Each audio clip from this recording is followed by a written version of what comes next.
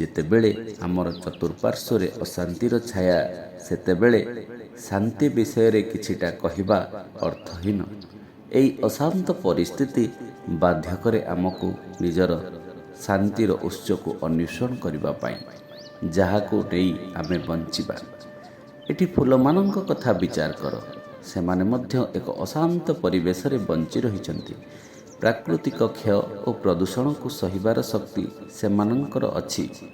ତଥାପି ଯେଉଁଠାରେ ପ୍ରସ୍ଫୁଟିତ ହୁଅନ୍ତି ନା କାହିଁକି, ଜନାକୀର୍ଣ୍ଣ ରାସ୍ତା କଡ଼ରେ ହେଉ, ଗୋବର ଗଦାରେ ହେଉ, ମରୁଭୂମିରେ ହେଉ କିମ୍ବା କଣ୍ଟାବୁଦା ଭିତରେ ରହି ମଧ୍ୟ ସେମାନେ ଚିରସୁନ୍ଦର, ଖୁସିର ପ୍ରତୀକ ଓ ସୁଗନ୍ଧଯୁକ୍ତ।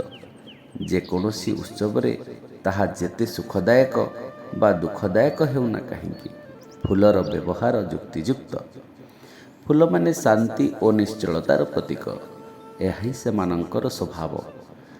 ଆମ୍ଭେମାନେ ସମସ୍ତେ ପୁଷ୍ପସମ। ଭଗବାନଙ୍କ ବଗିଚାରେ ଆମେ ସବୁ ପୁଷ୍ପରାଜି।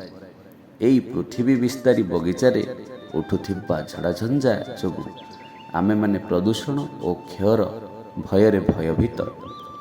ଆମେମାନେ ଫୁଲ ହୋଇଥିବାରୁ ପରିବେଶକୁ ସୁଗନ୍ଧଯୁକ୍ତ କରିବା ଓ ପ୍ରାକୃତିକ ଶାନ୍ତି ସ୍ୱରୂପ ସ୍ଥିତିରେ ରହିବା ଆମଠାରୁ ଆଶା କରାଯାଏ। ଯେତେବେଳେ ଆମେ ଅନୁଭବ କରୁ ଯେ ଆମେ ଆତ୍ମା ଶାନ୍ତି ସ୍ୱରୂପ, ଏହା ଅମର ସ୍ୱଧର୍ମ, ସେତେବେଳେ ଆମେ ଶାନ୍ତିର ସାଗର ପରମପିତାଙ୍କ ସହ ଆମର ସମ୍ବନ୍ଧ ଯୋଡ଼ିପାରିବା। ନିଜେ ଶାନ୍ତିର ପ୍ରତୀକ ହୋଇ ପୁଷ୍ପସମ ଜୀବନ ଅତିବାହିତ କରିପାରିବା। ଜୟ ଜଗନ୍ନାଥ।